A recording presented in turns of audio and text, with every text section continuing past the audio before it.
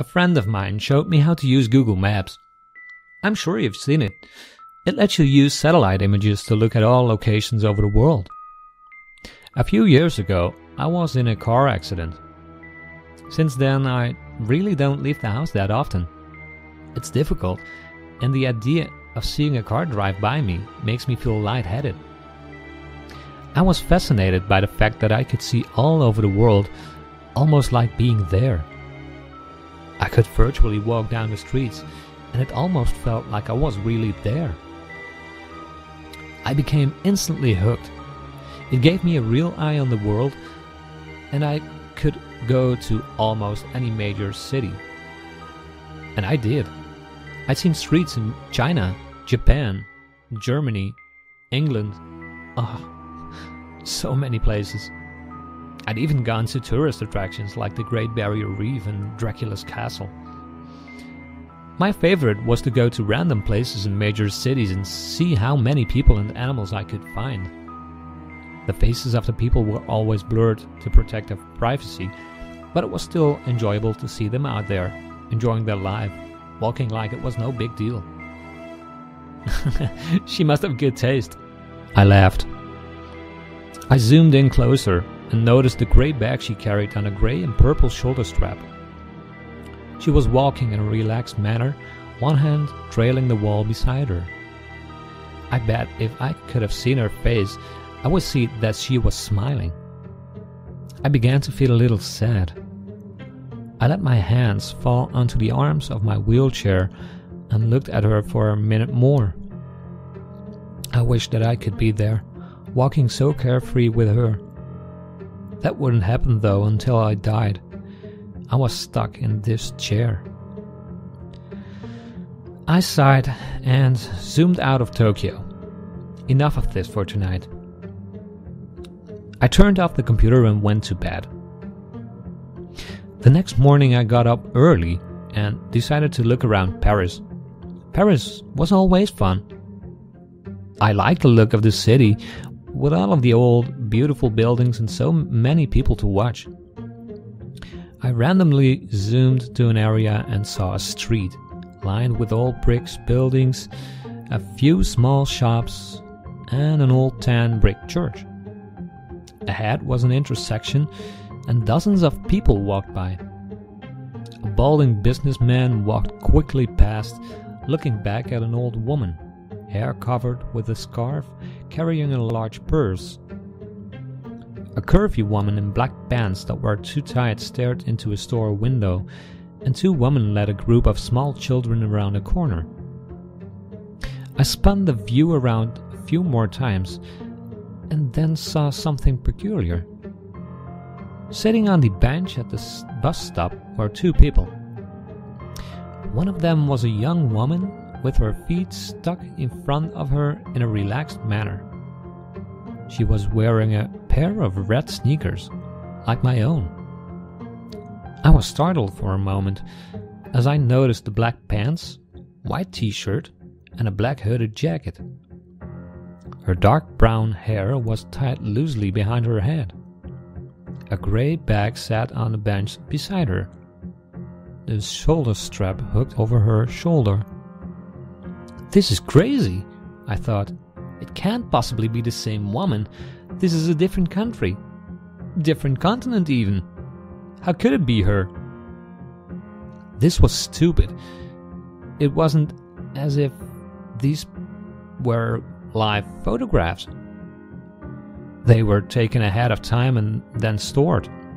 It's not like she was in two places at once. She could just be a traveler. Besides, without seeing her face, it was impossible to tell it was the same person. Brown hair was probably the most common hair color in the world. Those red sneakers were something I purchased online. I'm sure a million other people did too. I shook my head and went to fix some lunch. When I got back online, I decided to look at Berlin. I picked a random street as usual, and it looked pretty empty. There were brick buildings lining the streets, looking more like factories than anything else.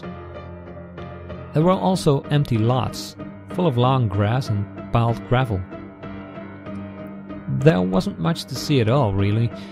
There was a line of motorbikes and a car with 2 German flags sticking up from it.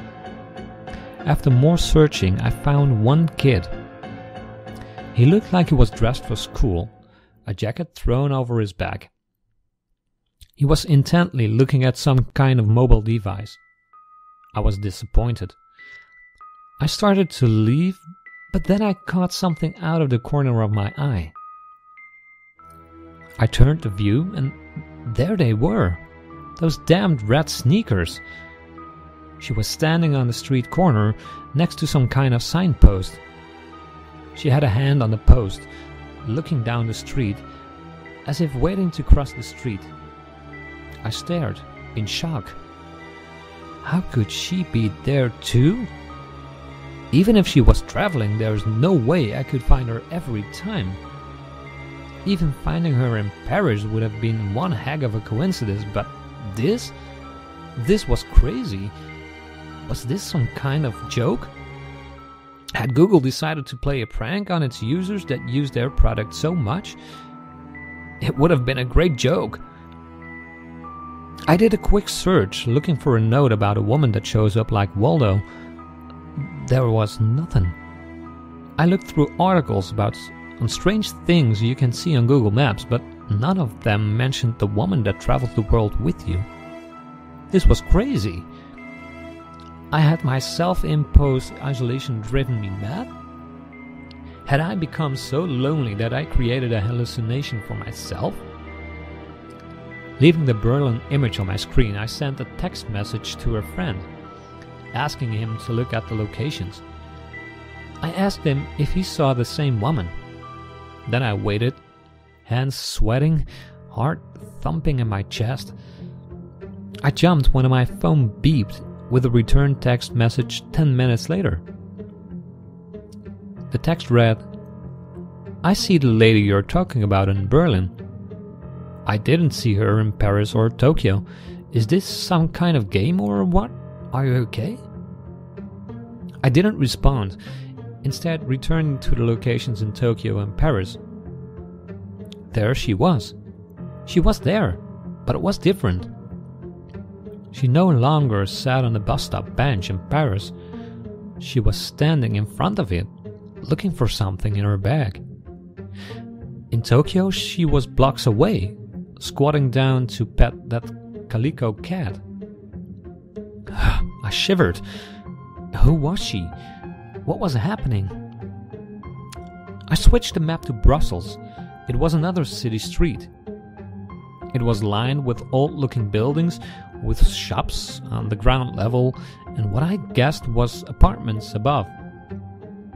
I quickly scanned the streets. They were empty, other than a stocky woman in a bright blue sweater. I did a second sweep. She wasn't there. I sighed in relief. I couldn't believe I was getting so worked up about this. It was nothing but a coincidence. I stopped. My eyes frozen on the screen. There was a building at the point of a fork in the road, white with a black ironwork framed balcony jutting from the second floor. I hadn't seen her, as I had been looking at the sidewalks. There she stood, standing on the balcony, her head tilted in the direction of the camera, almost like she was coyly looking toward me. My breath caught me in my throat. I switched to Sydney. She was leaning against the wall, inside the doorway of a bright blue Carrick's pharmacy building. London showed her getting ready to step onto a red double-decker bus, her head turned to look over her shoulder. She was everywhere I looked. She stood on a brick sidewalk on a bridge in Venice. She walked across a yellow-barred crosswalk in Zurich. And in Hong Kong, she stood between a Wing Lung Bank and a McDonald's adjusting the strap on her bag. In each picture, she came closer and closer to looking directly at me with her blurred-out face. My heart felt like a terrified bird slamming around inside my chest.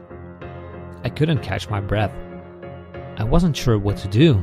I couldn't call the police. Should I send screenshots to Google? I clenched my fists tightly and closed my eyes. Who was she? Was she following me? Or was I following her? I wish I could see the expression on her face, know what she saw when she looked back at me. I wanted to get out of the chair and run.